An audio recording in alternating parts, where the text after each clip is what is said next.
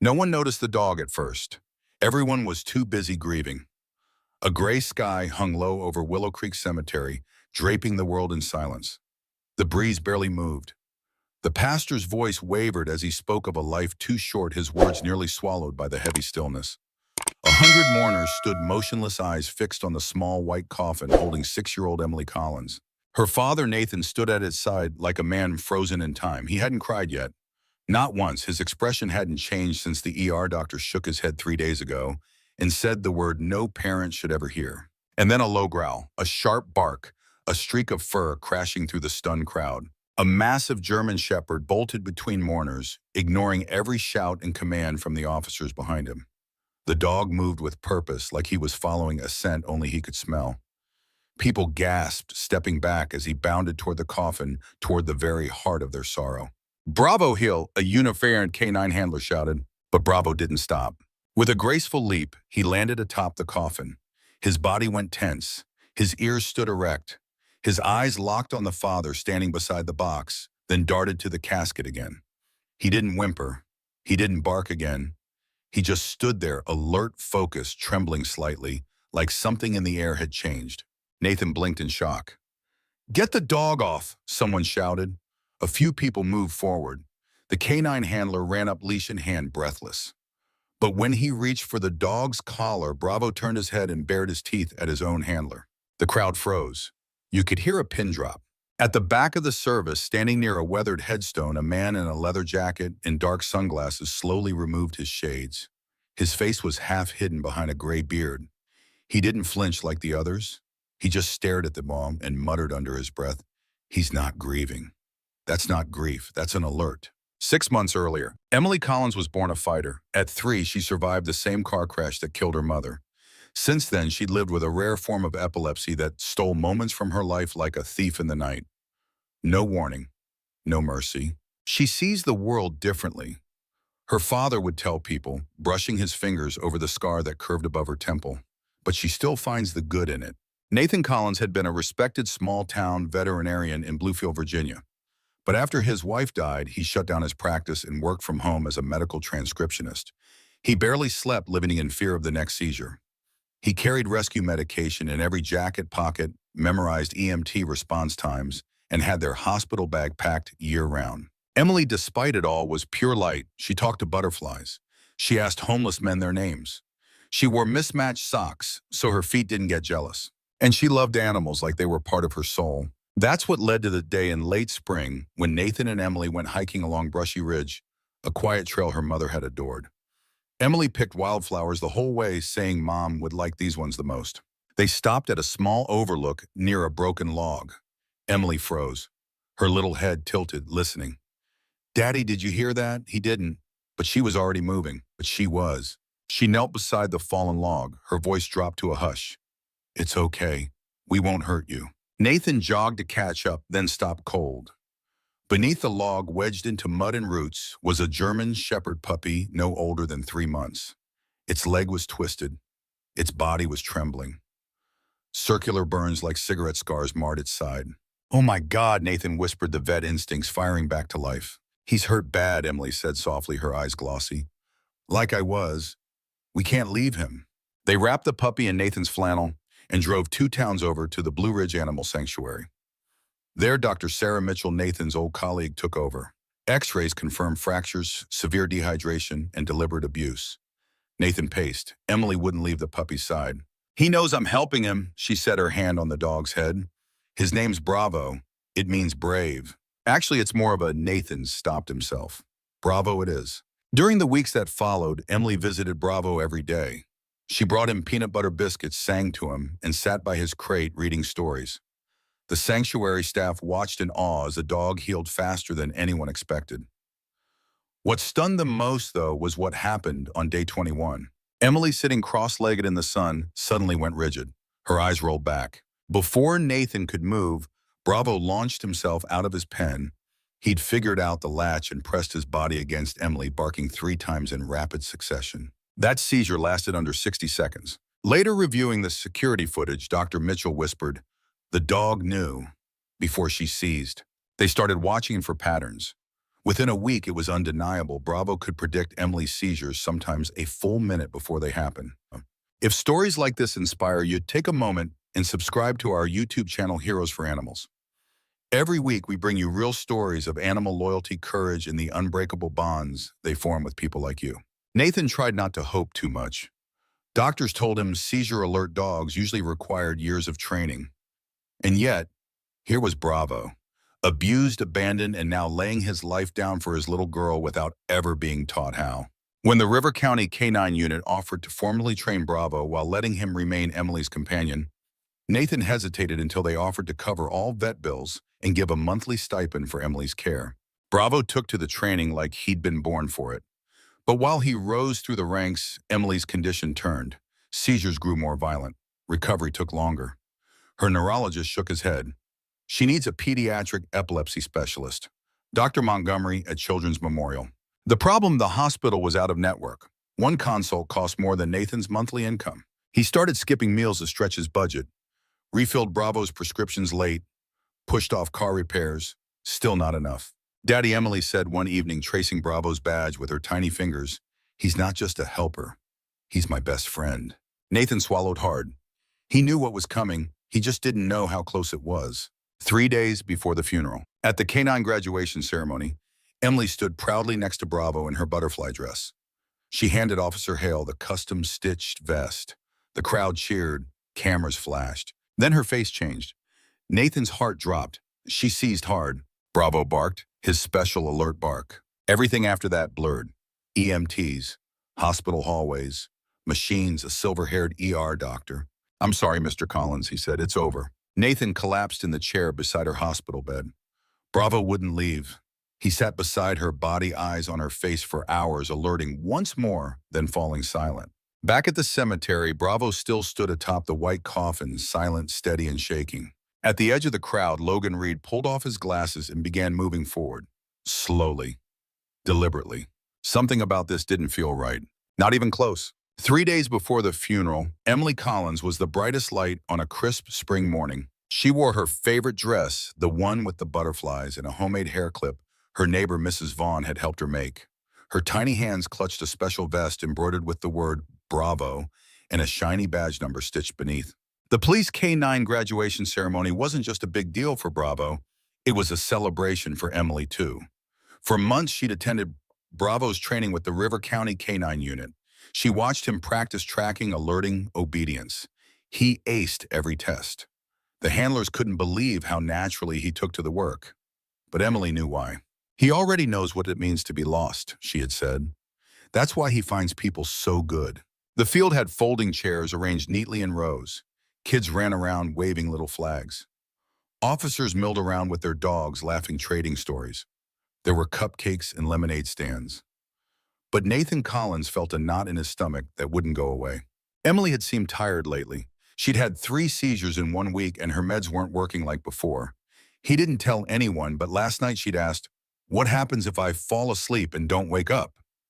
He'd brushed her hair back and said, "Then I'll be right there with you." But her words haunted him.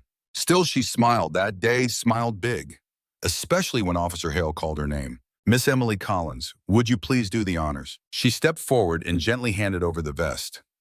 Officer Hale helped her place it on Bravo. The dog stood perfectly still, proud, like he understood the moment. And then it happened. Emily staggered. Her arms twitched. Her knees buckled. Bravo barked the bark, his alert for a major seizure. Nathan ran, so did Officer Hale. EMTs stationed nearby jumped into action. The seizure was long. Too long. Nathan administered the rescue medication, his hands trembling. Bravo pressed himself against her body, barking rhythmically until she finally stilled. They rushed her to River County General. That's when everything went wrong. Dr. Charles Peterson was the attending physician. Clean-cut, confident, clinical. Nathan had seen his type before, efficient but cold. "She's postictal," Nathan said. "She needs time. She usually comes back slowly." Dr. Peterson barely looked up from the chart. "We've administered 3 rounds of medication, no response. Minimal EEG activity. No pupil reaction. I'm afraid she's gone." Nathan stared at him. "No, she just needs more time." Peterson shook his head. "We've documented cessation of brain activity.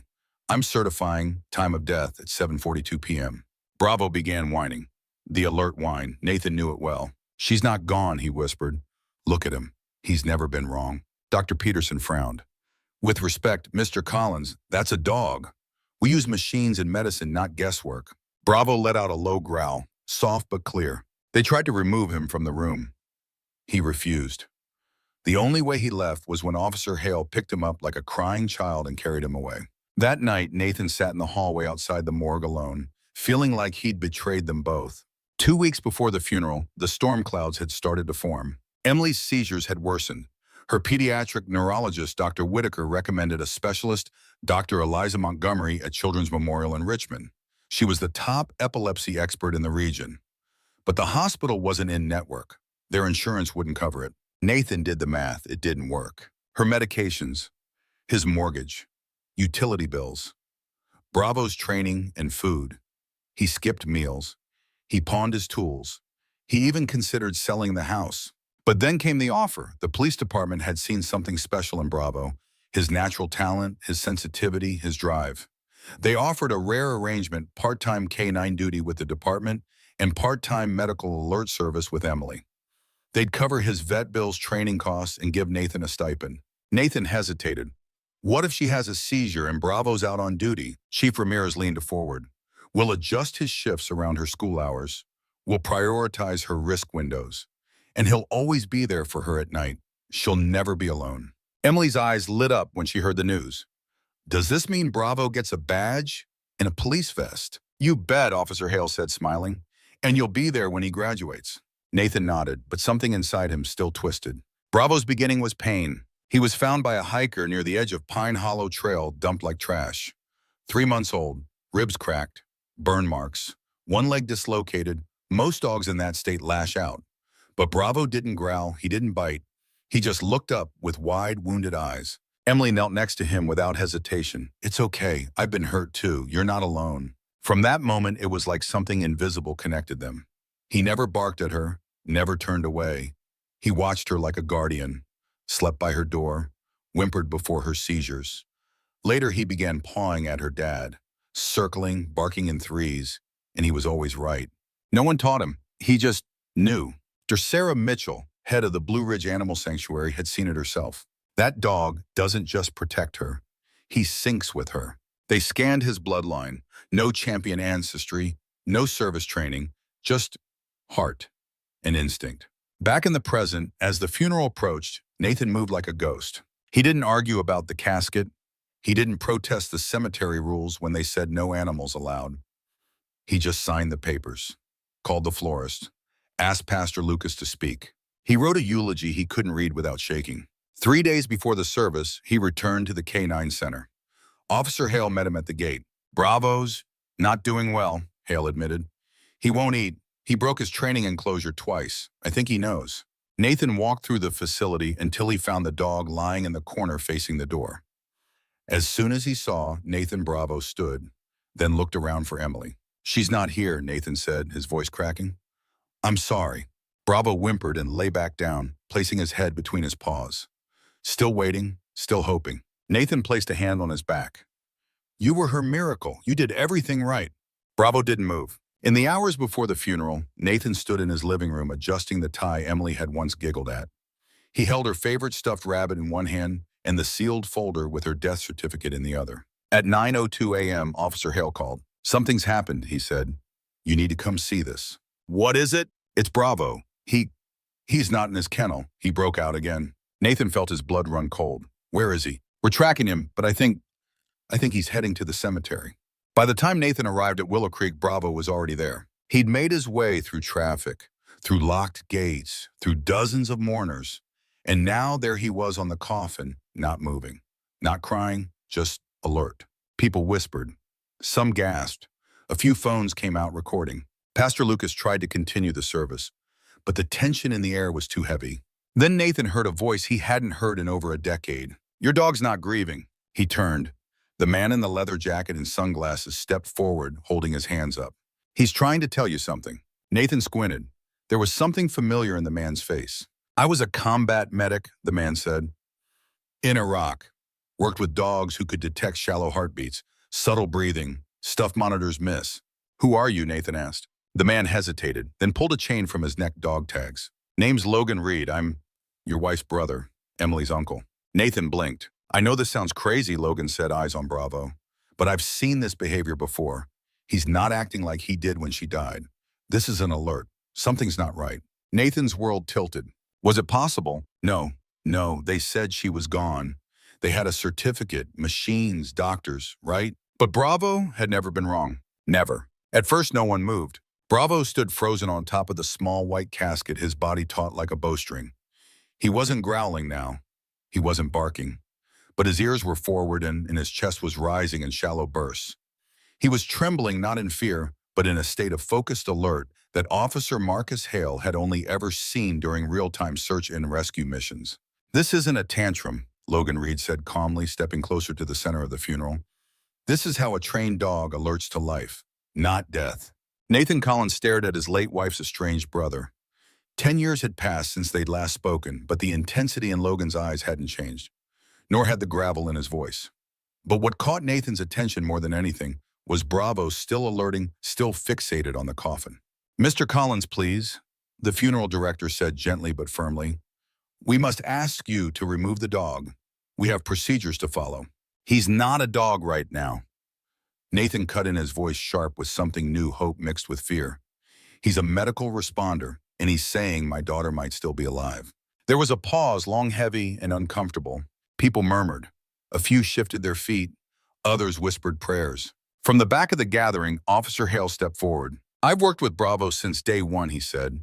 "I've never seen him false alert. Not once, not in training, not in field simulations. If he's up there giving the level 3 alert, it's not random." The funeral director's face flushed. "With all due respect, this is unprecedented. Opening a sealed casket in the middle of a service is illegal," Nathan asked. "You can call the cops." "Oh wait, they're already here." A ripple of nervous laughter swept through the crowd. Chief Ramirez, standing just behind the last row of chairs, slowly raised his hand. "We do have legal authority," he said. "If there's reason to believe a medical error occurred, we're obligated to act." "But she's been declared dead," the funeral director argued, sweating now. "And that declaration may have been wrong," Logan said, his voice cold. "You know how many soldiers I saw pronounced dead who were still breathing shallow under blast trauma machines don't catch everything, especially not when you're in a rush." Everyone turned to Nathan. "Your call," Ramirez said quietly. Nathan looked down at Bravo. The dog stared back, eyes full of urgency. Then he let out one bark. Just one. And that was all Nathan needed. "Open the casket," he said. The process took several minutes. 2 officers unlatched the custom-fitted seal. Another folded back the flower arrangement. The crowd stood in stunned silence, phones out, some live streaming. No one said a word. When the lid lifted, Emily lay beneath soft white satin, her arms tucked gently around her stuffed bunny. Her face was pale, but peaceful. Her dress, the one with the butterflies, looked untouched. For a heartbeat, everything seemed unchanged. And then Logan moved in. He didn't wait. As the lid propped open, he leaned over and pressed 2 fingers to Emily's neck. 1001, 1002, 1003. He looked up at Nathan. "I've got a pulse. It's faint, but it's there." Gasps erupted. Someone dropped a phone. A woman began sobbing. "She's breathing," Logan said. "Barely, but she's alive." Officer Hale radioed for immediate EMS backup while Chief Ramirez cleared the area. "Clear the aisle. Step back, we need medics through." Dr. Rachel Nguyen, a pediatrician attending the funeral as a family friend, sprinted from the crowd. She checked Emily's pupils, then her breathing pattern. "She's in a cataleptic state," she muttered. "Shallow pulse, suppressed breathing, probably misread as post-mortem stillness." "She was pronounced dead," the funeral director cried. She had a certificate signed by Dr. Peterson," Nathan growled. "The same doctor who wouldn't listen to me." Bravo jumped down from the casket and immediately pressed his body along Emily's side. His alert behavior shifted, less urgent now, more protective. He whined softly, licking her hand. "I knew it," Nathan whispered. He knew it all along. The ambulance arrived within 5 minutes, but the damage had already been done socially, emotionally, and legally. Dr. Nguyen rode with Emily in the back. Bravo was allowed in too, a rare exception given the extraordinary circumstances. He lay curled against her legs, watching every monitor, every movement. Nathan followed close behind in a squad car with Logan riding shotgun. "This isn't over," Logan said as they pulled away. Peterson made a call that could have cost her life. That's malpractice. Maybe worse. Nathan didn't answer. He couldn't. His hands were shaking too much. At River County General Hospital, the emergency entrance burst into action. Dr. Charles Peterson stood at the head of the ER unit, clearly unaware of what was unfolding.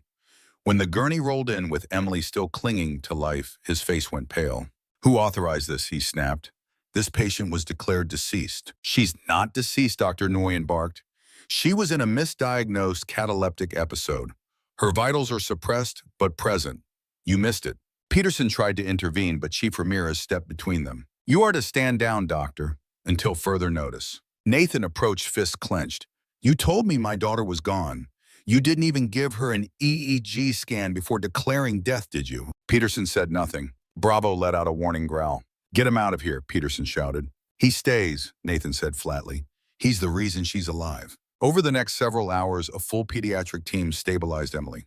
Tests confirmed she had been in a rare cataleptic seizure, a neurological freeze, where brain activity nearly halts and vital signs are nearly undetectable. Had Bravo not sounded the alert, she would have been buried alive.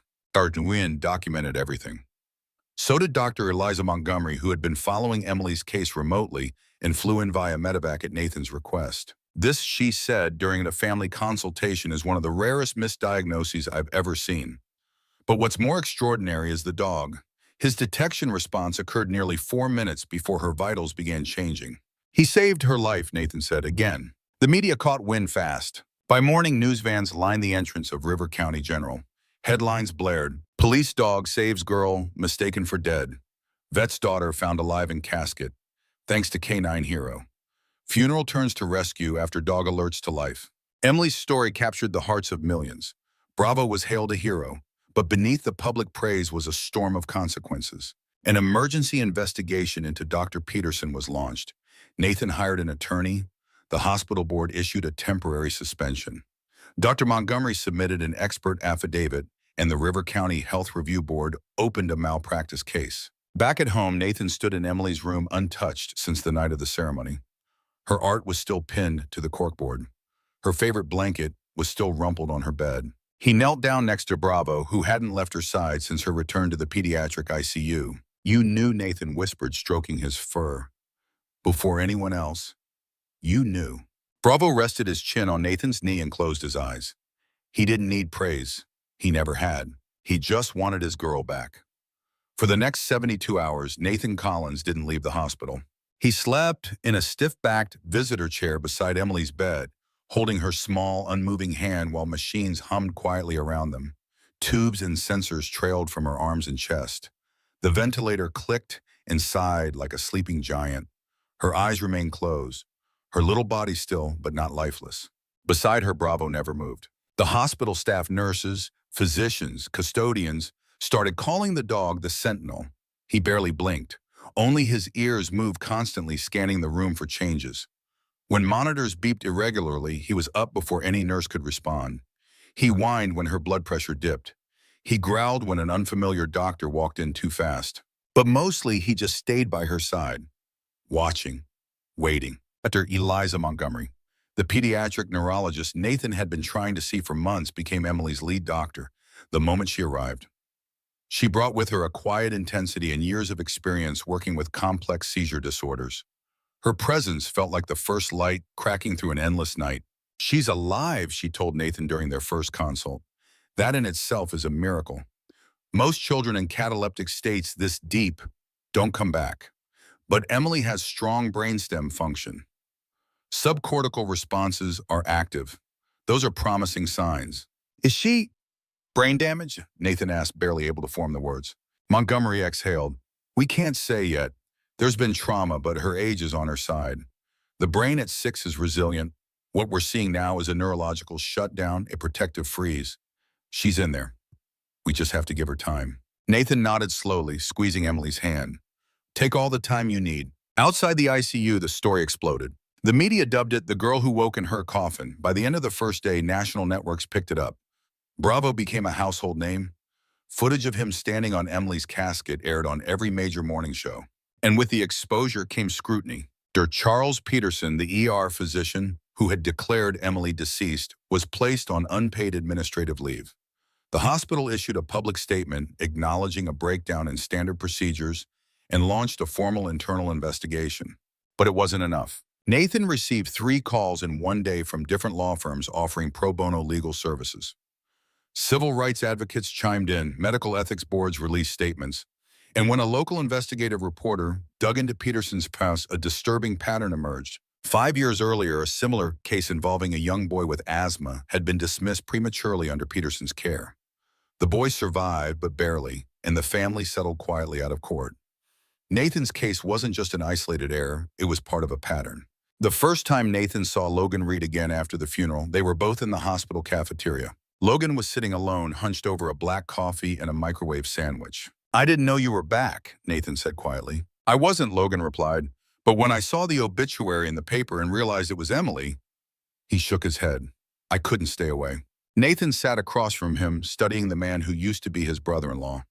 Logan's hair had gone grayer, his face rougher, but the fire was still there. "You served 2 years for punching," Peterson, Nathan said. 1 year, 10 months, Logan corrected. "For assaulting a doctor who turned away a trailer park kid because his mom didn't have insurance. That boy has permanent lung damage now." Nathan nodded slowly. "They covered it up, didn't they?" Logan smirked. Peterson had friends. The hospital board at the time didn't want bad press. Silence fell between them. "Thank you," Nathan finally said. Logan looked up. "For what?" "For not staying away." Back in the ICU, Bravo let out a soft whine. Nathan, asleep in the chair, stirred. He looked up groggily. The machines were still beeping in rhythm. Nothing had changed. Except Emily's fingers. They twitched. Nathan froze, then leaned in. "Emily, sweetheart." "Nothing." Then again, her pinky moved. He hit the call button. A nurse rushed in. "She's responding," he shouted. Her hand moved. Within minutes, Dr. Montgomery and the neurology team arrived. They ran a series of basic tests. Emily's eyelids fluttered. Her lips moved. "She's entering a transition state," Montgomery said. "It's like her brain's trying to restart the engine." Nathan wept. Bravo licked Emily's arm. Nurses clapped softly in the hallway. By day 4, Emily opened her eyes. She didn't speak. She didn't cry. But her gaze locked onto Nathan, then slowly shifted to Bravo. A tear rolled down her cheek. "Hey, baby," Nathan whispered, kissing her forehead. "It's okay. You're safe. Bravo's here. We're all here." And in that moment, something inside the room shifted. Not just air or hope, but momentum. The fight wasn't over, but they weren't losing anymore. The following day, Nathan received a visit from the hospital's legal department. A tall man in a suit and polished shoes introduced himself as Gerald Whitman, legal counsel for River County General. "We'd like to discuss a potential settlement," he said bluntly. Nathan raised an eyebrow. "Already?" Whitman nodded. "There's significant interest in avoiding prolonged litigation. We're prepared to cover all past and future medical expenses related to this incident. In exchange, we'd request confidentiality and agreement not to pursue public legal action." Nathan sat back, arms folded. "So you want me to sign something that protects the hospital, but lets the doctor who nearly buried my daughter keep his license?" Whitman cleared his throat. "Disciplinary measures against Dr. Peterson are ongoing, but this agreement would help expedite financial relief." Nathan stood. "You can leave." "Mr. Collins." "I said leave. When my daughter can walk again, we'll talk. Until then, you can take your NDA and shove it." Whitman blinked, then gathered his briefcase and left without another word. Later that night, Nathan stood at the large hospital window watching the parking lot lights glow like distant stars. Logan joined him quietly. "You said something at the funeral," Nathan said, "about being a combat medic, about dogs that could detect breathing when machines couldn't." Logan nodded. "I didn't believe it then," Nathan continued. "But I do now. Bravo didn't just detect," he insisted. Logan glanced back toward Emily's room. "Animals know things we don't. They don't wait for data. They trust instinct." Nathan looked over. "What do you do now, Logan?" "I run a veterans outreach center outside Richmond. We help reintegrate guys with PTSD, addiction, depression. It's small, but it matters." "You ever think of working with dogs?" Logan smiled. "All the time. Why?" Nathan paused. "Because I've been thinking, there are other kids like Emily, other families who can't afford seizure alert dogs. What if we trained rescues like Bravo? Gave them a second chance and gave those kids a fighting shot. You want to start a program? I want to start a movement."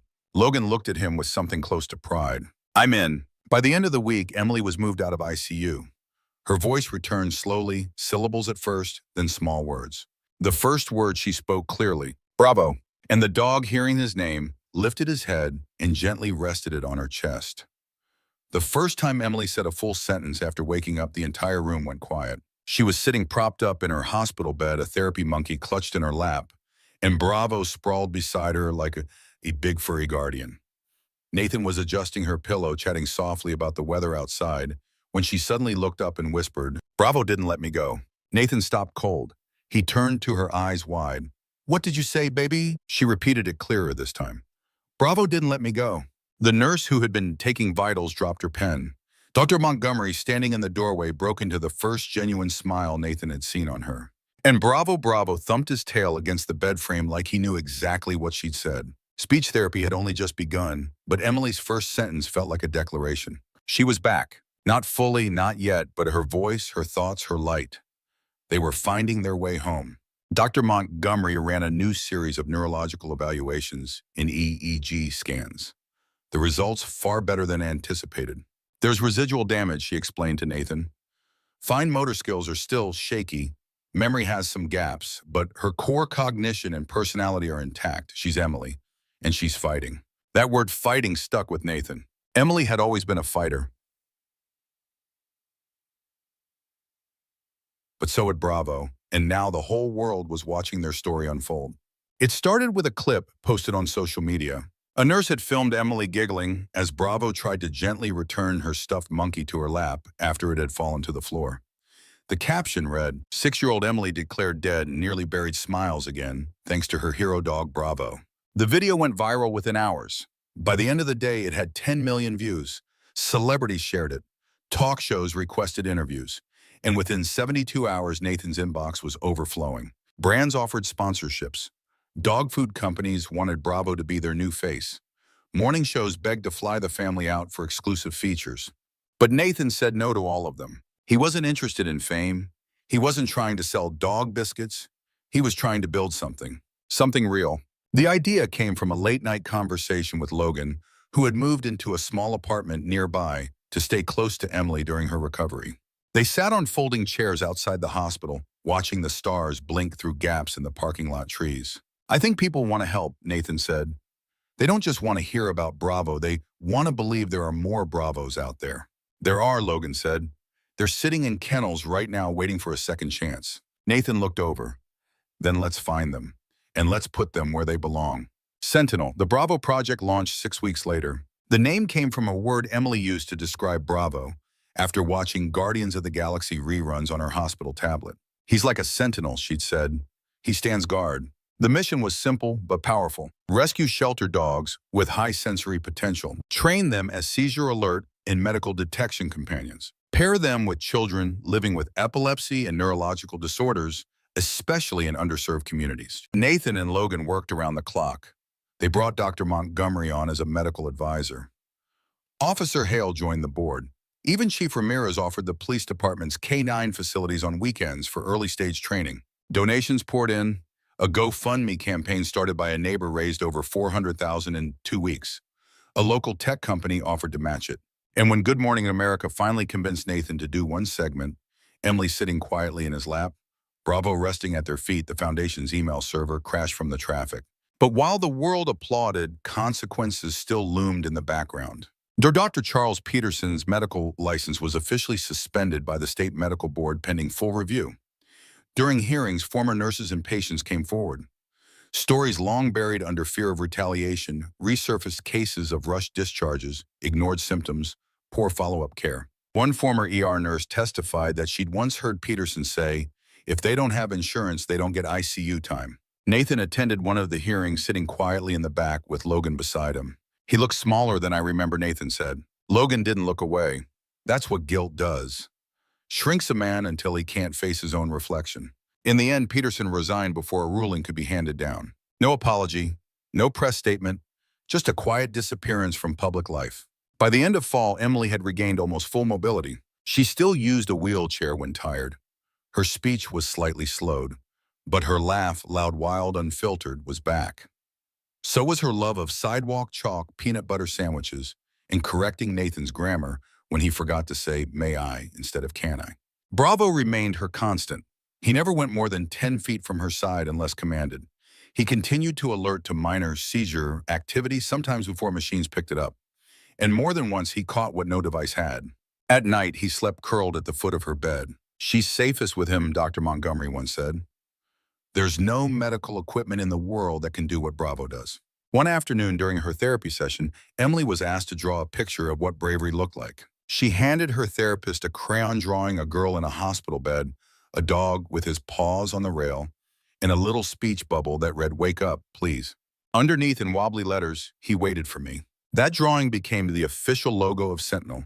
It was printed on t-shirts, website banners, and the vest patches for every dog that graduated the program. At the one-year anniversary of Emily's rescue, as people still called it, the family hosted an outdoor gathering in Willow Creek Park. The mayor came. So did the governor. Emily gave a short speech thanking all the people who never gave up and ending with, "But mostly thank you to Bravo." He barked when nobody listened. Nathan introduced two new service dog teams, children with epilepsy, who had been paired with Sentinel-trained rescues. One of the boys, 7-year-old Carter from St. Louis, wore a vest that read Team Bravo. His dog, a gentle black lab named Marley, who had once been hours from euthanasia. The crowd cheered. Nathan looked out over the audience, veterans, parents, kids, nurses, dog trainers, and felt something deep in his chest shift. Not grief, not relief. Purpose. That night, back at home, Emily curled up on the couch under a fleece blanket. She held Bravo's face between her hands. "You saved me," she whispered. He just blinked at her eyes, warm tongue out, tail gently wagging. Nathan stood in the doorway, watching them, heart full. Logan walked up beside him. "You ever think," he said, "that the whole thing, the hike, the rescue, the seizure at graduation, even Peterson wasn't just chaos? Maybe it was something bigger trying to wake us all up." Nathan didn't answer right away. He just looked at Bravo, then nodded. "Yeah, I do now." Fall turned into winter, and Willow Creek blanketed itself in frost. The trees stood bare and quiet like guardians resting after a long battle. Inside the Collins house, warmth returned one small miracle at a time. Emily could now walk unaided most days, though she still used her wheelchair for longer outings. Her speech was nearly fluent again.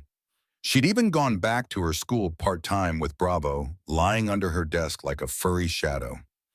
He wore his blue vest, proudly half canine, half guardian angel, with the name Bravo stitched across it in bold letters, and a patch that read, "Alert partner, do not distract." Nathan had installed extra ramps around the house, reorganized the kitchen, so Emily could reach her favorite cereal, and converted the spare room into a therapy nook. The entire place felt different, not bigger or fancier, but alive again. The hardest part wasn't the trauma. It was the quiet moments when Nathan would walk past her room and remember how close he'd come to losing her. Sometimes he'd wake up in the middle of the night just to peek in and see her breathing. And always Bravo would be there watching too. The day the governor called, Nathan thought it was a prank, but it wasn't. The state of Virginia was planning a special ceremony to honor Bravo Sentinel and the team behind what the governor's office called one of the most extraordinary examples of human-animal partnership in state history. "They want to give him the Medal of Valor," Nathan told Emily after the call, "and they want you to present it." Emily's eyes lit up. "Will there be cupcakes?" "Probably," Nathan smiled. "Then tell them yes." The ceremony was held in Richmond in early December, in the Capitol Rotunda, beneath stained glass and golden chandeliers. Media packed the rear gallery. Families from the Sentinel Project, many of whom had already received their own alert dogs, filled the first few rows. Emily wore a blue dress with snowflake embroidery. Bravo wore his polished vest and a custom metal collar with a small tag shaped like a paw. As she was wheeled up to the podium, cameras flashed. The crowd quieted, and Emily, in the same clear voice that once said nothing more than "Bravo didn't let me go," began. "This is my best friend. He's not a superhero. He's just a dog who never gave up on me even when other people did. I think everybody deserves someone who doesn't give up on them." The governor stepped forward and pinned the Gold Valor Medal onto Bravo's vest. The room erupted into applause. The dog blinked calmly, leaned into Emily, and licked her cheek just once. It became the photo that made national front pages the next morning. In the months that followed, Sentinel went from a state initiative to a national movement. A coalition of 5 nonprofits came together to expand the training of medical detection dogs using Bravo's protocol. Veterans with PTSD, children with epilepsy, adults with diabetes and heart conditions all began applying for matched companion dogs. The foundation Nathan and Logan started was awarded a national grant. They hired full-time trainers. Dr. Montgomery built out a medical advisory board. Officer Hale became director of K-9 training. And at the center of it all, Bravo and Emily. Not every day was perfect. Emily still had seizures. The fear never completely vanished. But with Bravo's constant vigilance, the danger felt manageable, not like an ambush, but a fight she was ready for. One day after a routine neurologist visit, Nathan caught Emily staring out the car window. "What are you thinking about?" he asked. She shrugged. "You ever think about what would have happened if Bravo hadn't barked at my funeral?" Nathan gripped the steering wheel a little tighter. "Every single day." Emily turned toward him. "I think it was Mom. I think she sent him." Nathan's throat tightened. Maybe she did. On the first anniversary of the day, Bravo saved Emily's life. For the second time, Nathan organized a small gathering at Willow Creek Cemetery. They placed a plaque near the tree line just outside the burial plot where Emily was nearly laid to rest. The plaque read, "To the ones who refuse to walk away, to the silent heroes who wait, who protect, and who believe." This spot nearly marked the end, but it became the beginning thanks to one brave heart that never gave up. People stood in silence. Emily placed a single blue flower on the grass. Bravo stood beside her, unmoving, watching. Not everyone understood the ritual, but those who had almost lost everything did. Back at home, Emily built a scrapbook titled "Things That Almost Didn't Happen." Page 1. A photo of her at age 6 holding a limp Bravo in her lap, taken the day they rescued him. Page 2. The hospital bracelet they cut off her wrist the day she woke up. Page 3.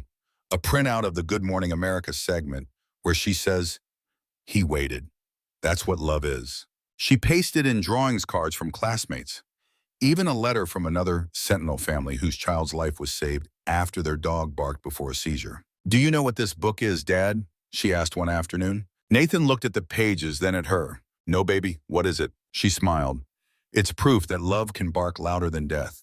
That night, Bravo didn't sleep at the foot of Emily's bed. Instead, he curled up on the bed beside her, like he used to when she was too weak to move. Nathan stood at the doorway again, watching in silence. He didn't interrupt. He just whispered, "Good boy." A year later, Bravo passed away peacefully at home in his sleep just 3 months after his 12th birthday. Emily had grown stronger, older, and wiser, but his loss cut deep. The house felt too quiet, too still. Even with other dogs in training from Sentinel, it was different. But when she returned to school after his passing, she wore a chain around her neck with a tag that read, "He waited, so I could live." And taped to the inside of her locker was a photo of Bravo on her coffin that moment that changed everything. She never let anyone forget it. 5 years later, a statue was unveiled in the National Veterinary Memorial Garden in Washington, D.C. It was a life-size bronze sculpture of Bravo standing tall, with his ears perked, alerting. At his feet was a small kneeling girl reaching out a hand Emily carved with gentle eyes and windblown hair. The inscription read, "The dog who refused to let go." He saw what no one else could. He waited when others gave up.